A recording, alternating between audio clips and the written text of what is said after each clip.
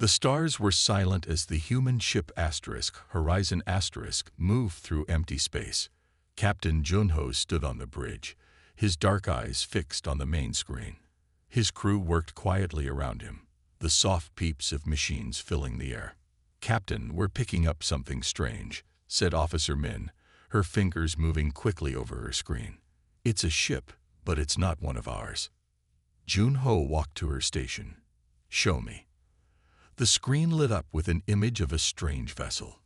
It was unlike any ship humans had built. Its shape was smooth and curved, like a leaf floating in water. But it wasn't moving. It was just drifting in the darkness. "No signs of life?" Junho asked. "One very weak signal," Min replied. "It might be coming from an escape pod." Junho didn't wait. "Call Dr. Taiwan to the shuttle bay. We're going to check it out." 20 minutes later, Junho led a small team across the empty space between the ships. Dr. Taiwan followed close behind, his medical kit strapped to his back. The doctor was younger than Junho, with kind eyes and steady hands that had saved many lives. "The main ship is dead," said Engineer Sung through the radio. "No power, no air. But I'm getting that life sign from a small pod attached to the side." They found the pod easily. It was glowing faintly, its systems still working. Junho pressed his hand against the door, and to his surprise, it opened. Inside was a being unlike any human. She, for somehow they all knew it was female, had skin that shimmered like pearl. Her eyes were large and completely black, with no whites showing. Her body was thin and fragile-looking, like she might break if touched too roughly. She was hurt. The dark liquid that must have been her blood was leaking from a cut on her side. "Hello," Junho said softly. "We're here to help." The alien moved back, pressing herself against the wall of the pod. Fear showed clearly on her face. Dr. Taiwan stepped forward slowly, his hands open to show he meant no harm. "You're injured. I'm a doctor. I can help you." The alien's eyes darted between them. Then she spoke, her voice like music, but filled with fear. "Humans. You are humans." Junho was surprised. "You know about us. Stories. Warnings." Her breathing was fast and shallow. Dangerous. Unpredictable. Dr. Taiwan knelt down, still keeping a safe distance. "What's your name?" The alien hesitated. "Nari. I am called Nari." "Nari," Taiwan repeated softly. "I'm Dr. Taiwan Park. This is Captain Junho Kim. Your ship was attacked." Nari nodded weakly. "Pirates. They wanted our technology." Her eyes closed briefly in pain. "My people, all gone." A light on the wall of the pod began to flash red. Sung checked his scanner. "The pod's life support is failing. We have less than 10 minutes before it shuts down completely." Junho made a quick decision. "Nari, we need to take you to our ship. You'll die if you stay here." Fear filled Nari's black eyes again. "No, you're kind, barbarians. You will study me, cut me open." Taiwan shook his head. "No, we won't. I promise. I'm a doctor. I help people, not hurt them." He held out his hand. "Please, trust us." Nari looked at the flashing red light, then at the humans. She had no choice. Slowly, painfully, she reached out and took Taiwan's hand. "Thank you," Taiwan said with a gentle smile. "Now let's get you somewhere safe." As they carried Nari back to their shuttle, Junho wondered what stories her people had heard about humans and why they had been warned to stay away. But those were questions for later. Right now, they had a life to save, even if that life was from the stars. Dr. Taiwan worked quickly in the medical bay of the Horizon. Nari lay on the bed, her pearl-like skin glowing softly under the lights. The cut on her side was now clean and covered, but Taiwan was more worried about what his scans were showing. "Your body is very different from ours," he told her as he looked at the screen. "Your cells are not like human cells. They're more like crystals. Nari watched him with her large black eyes. Yes, my people are made of silicon, not carbon like humans. Her voice was stronger now, but still musical and strange. She spoke through a small translator device resting on her chest. Your blood is red. Ours is clear. Taiwan nodded. Amazing. And your heart, it doesn't beat like ours. It pulses with light. It is our core. It sends energy, not blood. Nari tried to sit up but fell back weakly. Is my core damaged? No, it's stable. But you need rest. Taiwan smiled. You're safe here. Nari didn't look convinced. Humans say many things. Stories of your kind say you are unpredictable, emotional, dangerous. Taiwan laughed softly. We can be emotional, yes, but we're not dangerous to friends. Friends. Nari said the word like it was new to her. Yes, I hope we can be friends. The door to the medical bay opened, and a woman with short black hair walked in. Doctor, Captain Junho asked me to check on our guest. Ah, Engineer Hainul. Taiwan smiled. Nari, this is our ship's engineer. She keeps everything working. Hainul smiled at Nari. How are you feeling? I am functioning, Nari replied. Hainul was curious about your ship's technology, Taiwan explained. She's very good with machines. Nari's black eyes studied Hainul. Your technology is primitive compared to ours. Instead of being offended, Hainul laughed. I bet it is. That's why I'd love to learn from you. Would you like to see our engine room when you're feeling better? We can exchange ideas. Nari looked surprised by this offer. Among her people, technology was kept secret from outsiders. But the humans seemed so open. Yes, I would like that. 3 days later, Nari was strong enough to walk around the ship. The humans were strange to her. They laughed loudly, touched each other's shoulders and arms, and asked many personal questions. But they were also kind, especially Dr. Taiwan, who checked on her often. Hainul took Nari to the engine room as promised. This is the heart of our ship, she said proudly, pointing to a large glowing core. Not as elegant as your technology, I'm sure, but it gets us where we need to go. Nari moved closer, fascinated despite herself. How do you control the energy flow? Hainul guided her to a panel near the wall. With these systems here, we're testing a new compound that helps conduct energy more efficiently. It's still experimental. As Hainul reached to open the panel, she bumped a container on the shelf. It tipped over, spilling a thick, clear gel onto the panel. Oops. Hainul grabbed a cloth. Let me clean that up. I can help, Nari said, reaching for the panel. Wait, don't. But it was too late. When Nari's hand touched the gel, there was a strange flash of light.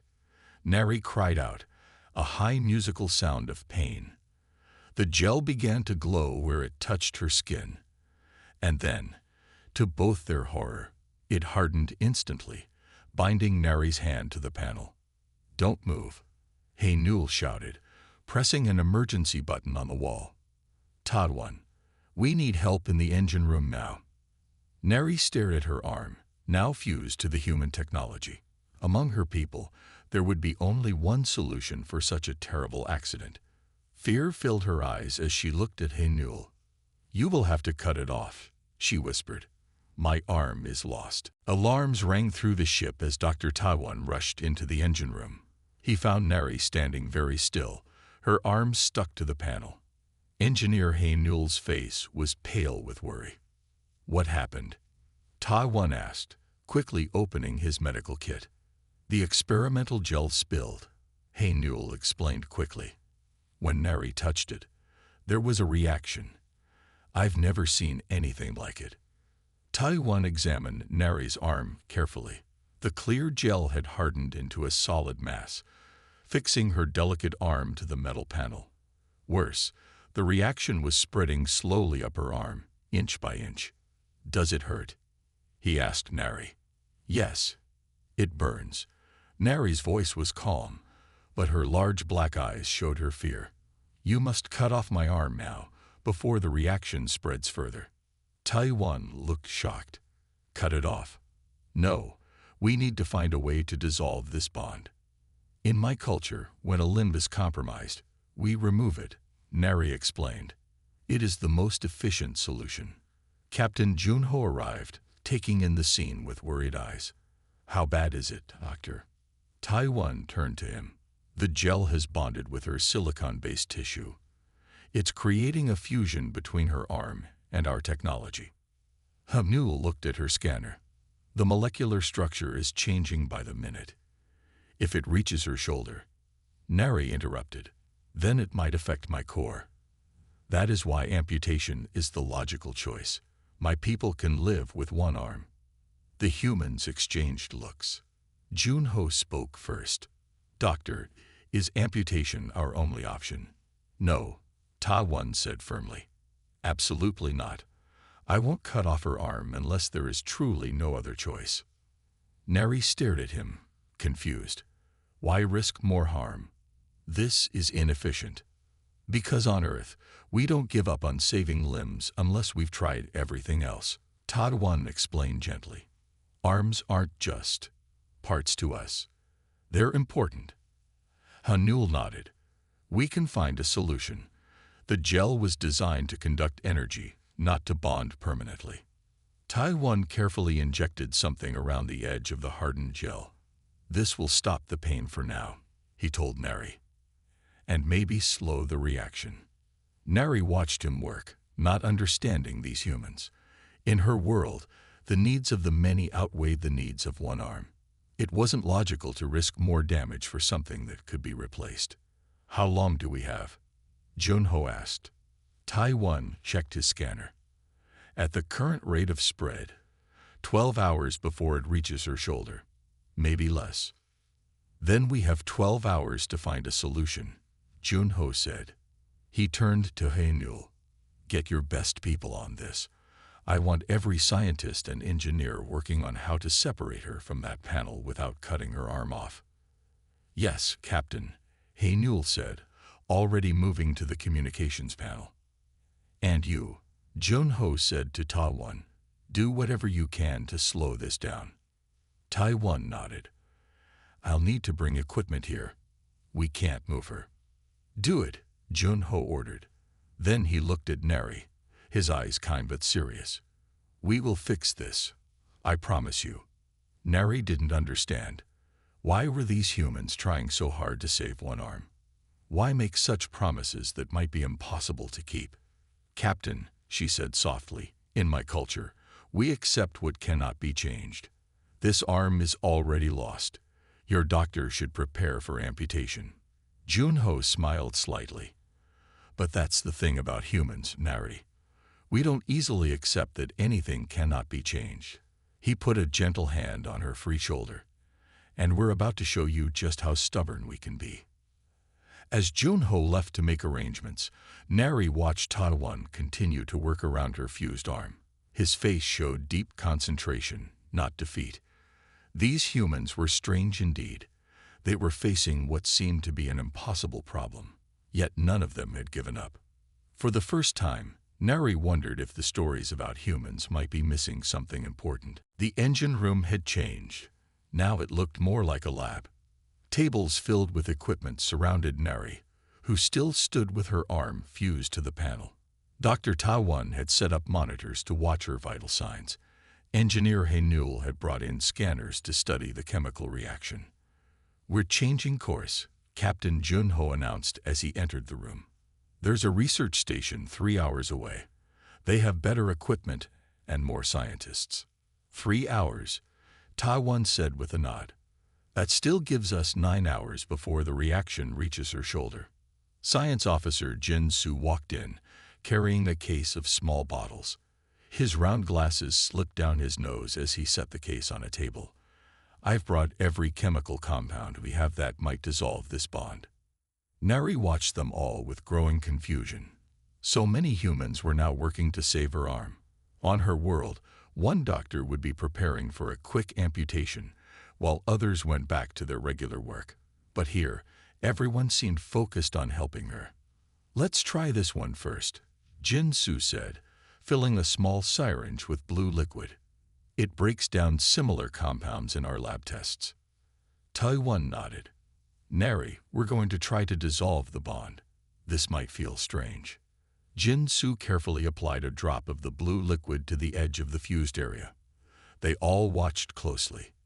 The gel bubbled slightly, then stopped. "No change," Haenul said, checking her scanner. "The molecular structure is still stable." Jin Su sighed but quickly reached for another bottle. "Then we try the next one." Hour after hour they worked. One chemical after another was tested. Some did nothing. Some made small changes but then stopped working. Some even made the bond stronger. 8 chemicals tested, none successful, Jin Su said, making notes on his tablet. Hanul ran her hands through her short hair. "Maybe if we try heat instead of chemicals." "Too risky," Taiwan said. "Heat might speed up the reaction." Neri had been standing for hours now. She was tired, and the pain was returning as the medicine wore off. "Please," she said quietly. "This is not working. Your determination is admirable, but it's time to accept that amputation is necessary." Jin Su looked up from his work and smiled at her. "We're not giving up on your arm, and we're not giving up on you." The simple words touched something deep in Nari. On her world, no one would fight so hard for a stranger's limb. It didn't make logical sense. The ship's movement changed. They were docking at the research station. "The specialists are waiting for us," Junho said as he returned. "They're bringing equipment to cut out this section of the panel. You'll have to move with it for now, Nari, until we can separate you safely." Soon, skilled workers cut around the area where Neri's arm was fused. Now she could move away from the wall, though she still had a piece of metal attached to her arm. In a large lab at the station, more humans joined the team. They brought new ideas, new tests, new hope. A woman named Dr. Yuri suggested trying sound waves. A man called Da suggested cold instead of heat. Neri watched them work together, sharing ideas, arguing points, all focused on saving her arm. They failed again and again, but never stopped trying. When one approach didn't work, they quickly moved to another. "Why?" she finally asked Taiwan when he came to check her vitals. "Why try so hard for one arm? It's not efficient." Taiwan fought for a moment. "Because that's what humans do. We don't accept limits easily. If there's even a small chance we can save your arm, we'll work until we find it." "But what if you can't?" Nari asked. "Then we'll know we tried everything possible," he replied. "But we're not at that point yet. Not even close." As Neri looked around at all the humans working for her, she began to understand. What her people had always seen as human stubbornness might actually be something else. Something powerful and, in its own way, beautiful. Neri sat on a bed in the research station's medical area. The piece of metal panel was still attached to her arm, but at least she could move around now. Dr. Taiwan had given her a small tablet so she could learn more about humans while they worked on a solution. "We have 6 hours left," Taiwan told her as he checked the spread of the fusion. "It's moving more slowly now, which is good news." Nari nodded, but she could feel the burning sensation creeping up her arm. It was now past her elbow. "Your medicine helps with the pain," she said quietly. Taiwan smiled. "I'll give you more soon. What are you reading about?" Neri showed him the tablet. "Human history. It is surprising." On the screen were stories of human explorers, people who had climbed the highest mountains, crossed vast oceans, and walked on Earth's moon. There were tales of doctors who spent decades searching for cures to diseases, and ordinary people who overcame great hardships. "Your people do not give up easily," Neri said, "even when it would be more logical to stop." Taiwan sat beside her bed. "We call it determination, or sometimes just plain stubbornness." "My people think it is a weakness," Nari admitted. "We believe in accepting what cannot be changed. We think humans waste energy fighting against the inevitable. And what do you think now? Taiwan asked gently. Neri looked down at her fused arm. I am not sure anymore. In the main lab, Haenul was bent over her work, her eyes red from lack of sleep. Jin Su stood nearby, running tests on a new compound. Neither had rested in many hours. Captain Junho entered the lab. Any progress? Haenul shook her head. We've tried 16 different solutions. None have worked completely. Some dissolved small parts of the bond, but then the reaction changed and stopped responding. The problem, Jin Su explained, is that the fusion keeps adapting. When we find something that works, it changes its structure. Junho frowned. Like it's alive. Not alive, Jin Su said, but evolving in response to our attempts to break it down. Taiwan joined them, his face serious. We have another problem. The fusion is starting to affect Neri's nervous system. She's feeling more pain now. They all fell silent. The situation was getting worse. Maybe. Haenul began, then stopped. What is it? Junho asked. Maybe we need to consider what Neri suggested, Haenul said softly. If we can't stop this spread in time. No one wanted to say the word amputation, but it hung in the air between them. Neri could hear their conversation from her bed. She felt strangely sad. She had expected the humans to give up much sooner, to make the logical choice, but they had fought so hard for her arm. Now that they might be accepting defeat, she felt disappointed. She looked back at the tablet, reading a story about human mountain climbers. One had lost fingers to frostbite, but returned the next year to try again. Another had fallen badly, but trained for months to make another attempt. They didn't accept defeat even when it seemed certain. The pain in her arm suddenly grew worse. Neri gasped, dropping the tablet. Taiwan rushed to her side. The fusion is accelerating, he said, checking his scanner. It's reaching the main nerve pathways. Then it's time, Junho said quietly. We need to prepare for surgery. No. The word came from Jin Su, who had been quiet until now. I have one more idea. They all turned to him. We've been trying to break the bond, Jin Su said, his eyes bright behind his glasses. But what if instead we redirect it? What do you mean? Haenul asked. The fusion keeps adapting to our attempts to destroy it, Jin Su explained. So let's work with it instead of against it. What if we could channel the reaction, guide it away from Neri's arm, and back into the metal? Taiwan looked thoughtful. It could work, or it could make things worse. We don't have many options left, Junho said. They all looked at Neri. It was her arm, her choice. Neri thought of the stories she had just read, of humans who kept trying when logic said to stop. She felt something new inside her, something that felt strangely like hope. Try it, she said simply. Jin Su hadn't slept in over 30 hours.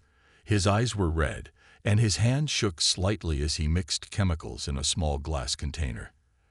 Haenul sat nearby, her head resting on her arms at the table.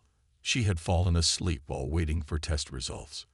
Dr. Taiwan entered the lab with 2 cups of hot coffee. How's it going? He asked quietly, putting 1 cup near Jin Su. I think. Jin Su paused, rubbing his eyes. I think I'm close to something. Taiwan nodded at Haenul. Should we wake her? Let her sleep a little longer, Jin Su said, taking a sip of coffee. She worked all night on the calculations. They looked through the glass wall to where Neri sat. The fusion had spread almost to her shoulder now. She was trying not to show her pain, but they could see it in her eyes. We have less than 2 hours, Taiwan said. After that. Jin Su nodded. I know. He turned back to his work, adding a drop of blue liquid to the mixture. The solution turned clear, then began to glow softly. That's it, Jin Su whispered, his tired eyes suddenly wide. That's it. Haenul jerked awake at his shout. What? What happened? Jin Su was already on his feet. I think I've got it. Quick, we need to test this. He rushed to a sample of the fusion they had removed from the edge of Nari's arm. Using a dropper, he carefully placed a single drop of his new solution onto it. The three humans watched closely. At first, nothing happened. Then, slowly, the fusion began to move, pulling away from the tissue sample and flowing toward the metal. It's working, Haenul breathed. The fusion is redirecting itself. Jin-Soo laughed, a sound of pure joy mixed with exhaustion. It's not breaking the bond. It's changing where the bond wants to go. The fusion is drawn to the metal now instead of to Nari's tissue. Taiwan was already moving toward the door. I'll get Captain Junho. Minutes later, they all stood around Nari, explaining the new solution. So this won't break the fusion, Nari said slowly, but it will make it move from my arm back into the metal. Jin-Soo nodded. Exactly. The compound I created makes your tissues unwelcoming to the fusion, while making the metal more attractive to it. Like reversing a magnet, Haenul added. Nari looked at the small vial of glowing liquid. What are the risks? The humans exchanged glances. Taiwan spoke honestly. We've only tested it on a small sample. We don't know if it will work on the entire fusion. And if it fails, the fusion could spread more quickly, Jin-Soo finished. Captain Junho stepped forward. The choice is yours, Nari. We can try this solution, or we can proceed with surgery to remove your arm. Nari looked at each of their faces. These humans who had worked so hard when they could have taken the easy path, who had refused to give up when logic said they should. Use the solution, she said firmly. Taiwan prepared a series of injections. I'll need to place this at several points along the fusion line, he explained. It will hurt. I understand, Nari said.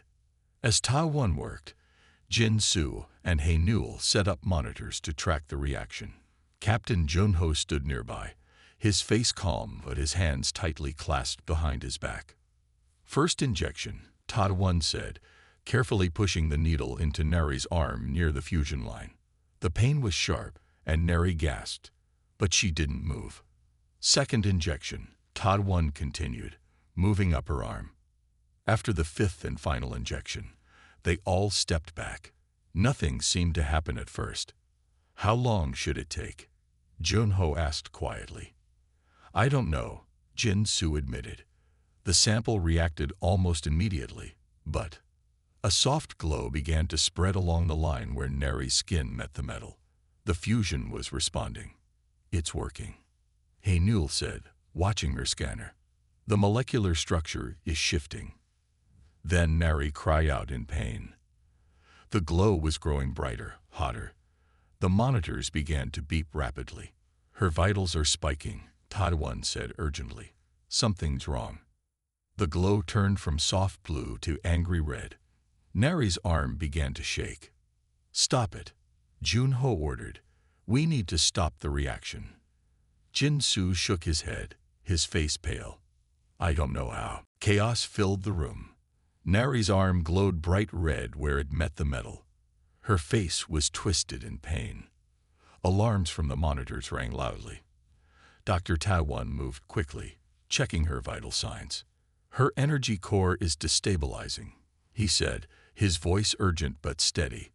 The reaction is too strong. Jin-Soo stared at his scanner, his tired mind racing. The fusion is moving too fast. It's creating heat as it shifts. Can we cool it down? Captain Junho asked. Haenul was already moving. I'll get the cooling equipment. Taiwan prepared a syringe filled with clear liquid. This will help with the pain, he told Nari as he injected it into her good arm. Nari could barely hear him through the waves of pain. It felt like her arm was burning from the inside out. In her culture, showing pain was considered weak, but she couldn't hold back a cry as another wave hit her. Should we stop the procedure? Junho asked, his face tight with worry. Jin-Soo shook his head. We can't stop it now. The reaction has already started. We need to control it. Hanul returned with a device that blew super cold air. She aimed it at Neri's arm, trying to lower the temperature of the fusion area. "It's not working fast enough," Taiwan said, checking the monitors. "Her system can't handle this much longer." Jin Su suddenly stood up straight. "We need to slow it down. The reaction is moving too quickly from her tissue to the metal."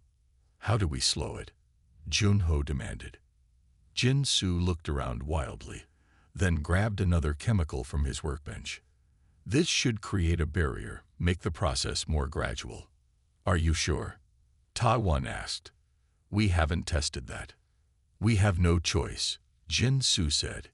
"If we do nothing, the reaction will burn through her entire arm." Taiwan hesitated, then nodded. "Do it." Jin Su carefully applied the new chemical around the edge of the fusion. The bright red glow flickered, then slowly dimmed to a softer orange. "It's working," Hanul said, watching her scanner. "The reaction is slowing down." Neri's breathing became less ragged. The pain was still there, but not as sharp as before. "Talk to her," Taiwan told Jin Su. "Explain what's happening. It will help her focus on something besides the pain." Jin Su moved to Neri's side. "The fusion is still moving, but more slowly now," he explained, his voice gentle. "It's leaving your tissue and flowing back into the metal, like water finding a new path." Neri nodded weakly. "Will it work?" "Yes," Jin Su said with more confidence than he felt. "We just need to keep it stable and controlled." For the next hour, they worked together as a team. Hanul monitored the temperature, keeping it cool with her device. Jin Su watched the chemical reaction, adding more of the barrier solution when needed. Taiwan checked Neri's vital signs, making sure her body could handle the stress.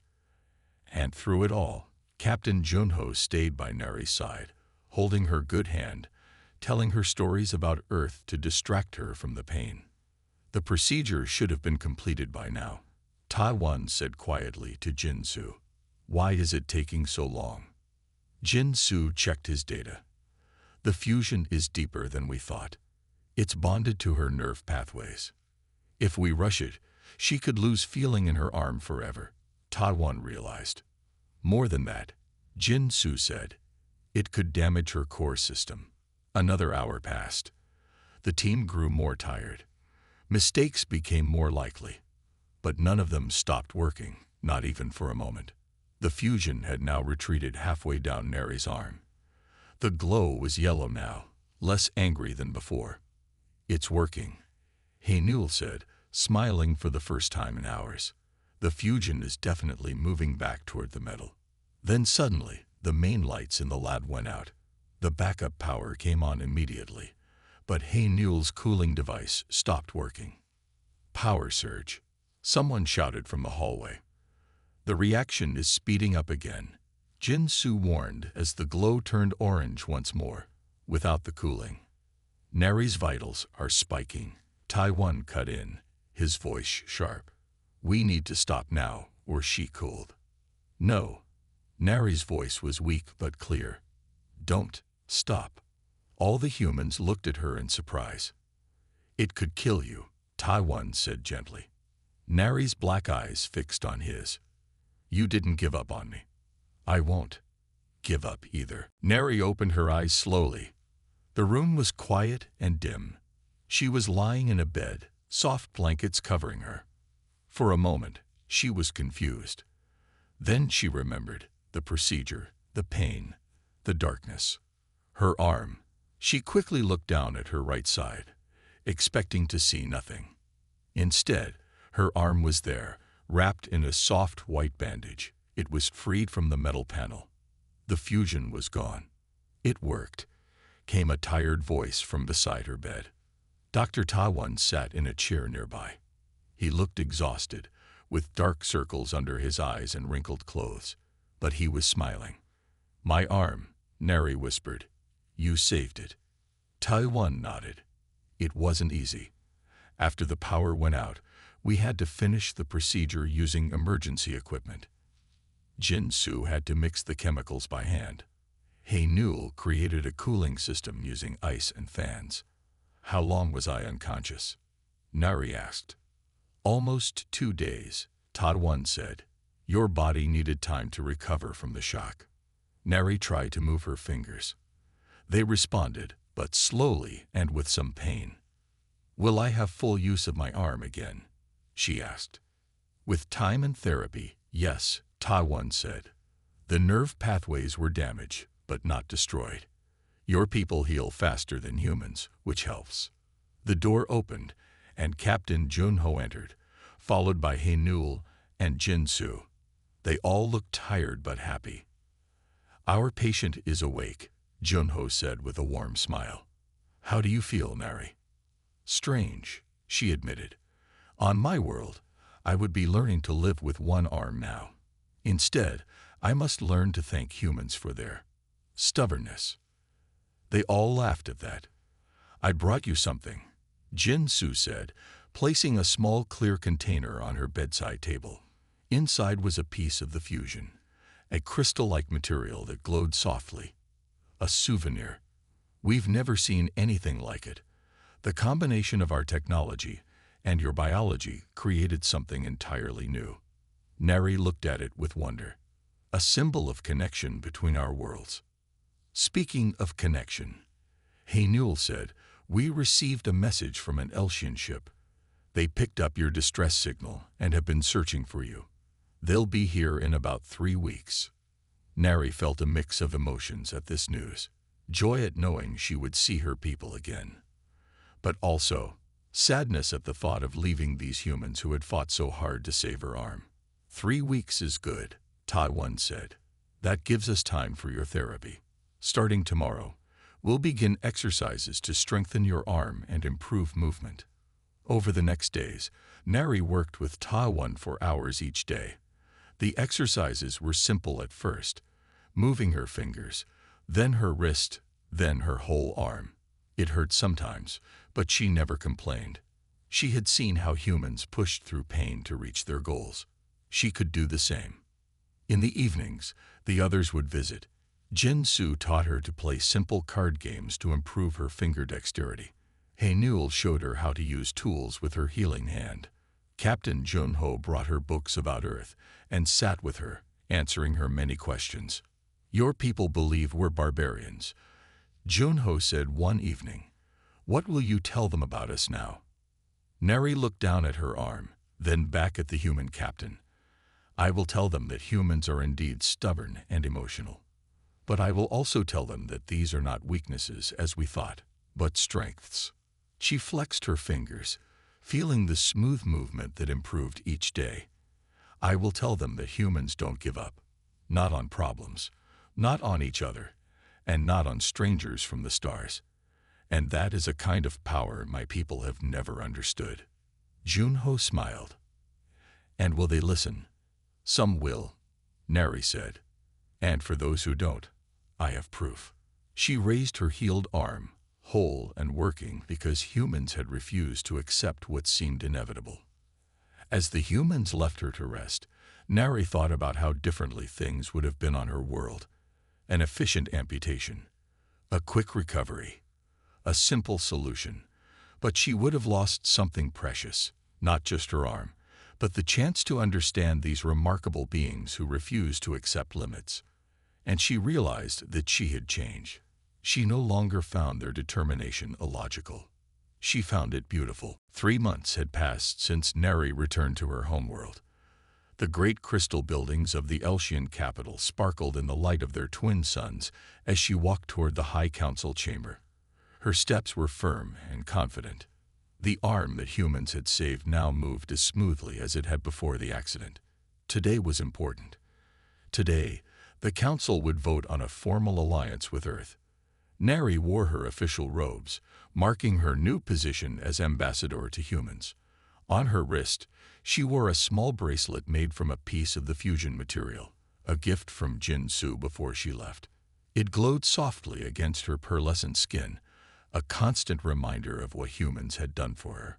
The High Council chamber was a large room with 7 tall seats arranged in a half circle. The councilors, the oldest and wisest of her people, looked down at Nari as she entered. Their faces showed no emotion.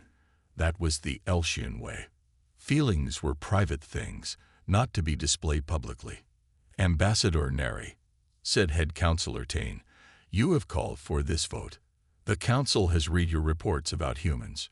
Now speak your final words before we decide." Nari moved to the center of the room. She could see doubt in some of the counselors' eyes. For generations, Elshians had avoided humans, believing them to be dangerous and unpredictable. "Honored Council," Nari began, "for many years we have watched humans from a distance. We have seen their wars, their chaos, their emotional decisions. We believe these traits made them dangerous." She paused. "We were wrong." She held up her right arm, the one that had been fused to human technology. "When this happened, I expected the humans to amputate my arm. It was the logical solution, the efficient solution. It is what we would have done." The counselors nodded in agreement. "But humans," Nari continued, "do not accept what seems inevitable. They fought for my arm when there seemed to be no hope. They worked without rest. They tried and failed and tried again." She touched her bracelet, and it glowed brighter.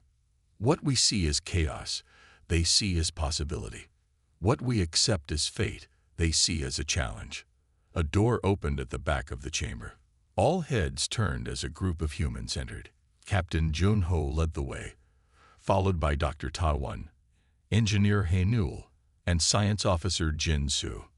"These humans," Nari said, her voice growing stronger, "saved more than my arm. They showed me that what we thought was human weakness is actually their greatest strength. They do not give up, not on problems, not on each other, and not on a stranger from another world." Dr. Tawan smiled at her, and Nari felt a warmth she would once have hidden. But she had learned from humans that showing feelings could also be a strength.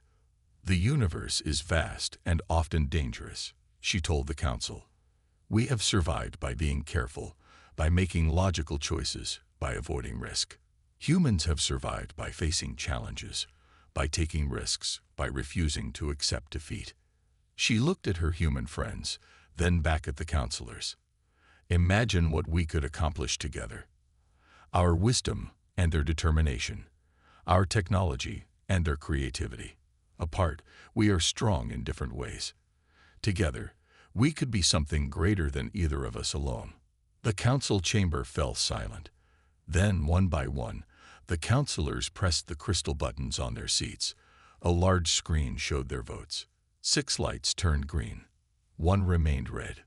"The vote is complete," announced Head Counselor Tane. "The alliance with Earth is approved." The humans broke into smiles and even a cheer from Hainul. Such displays would once have seemed inappropriate to Nari.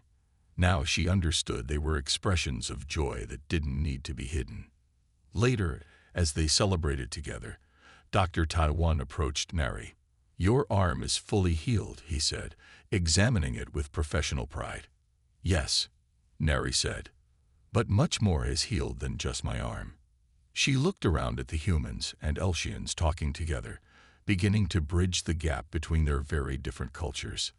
"When I thought you would amputate my arm," she told Taiwan, "I didn't understand what it means to be human. Now I do." She touched the fusion bracelet at her wrist. "Sometimes, the strongest bonds are the ones we never expected to form."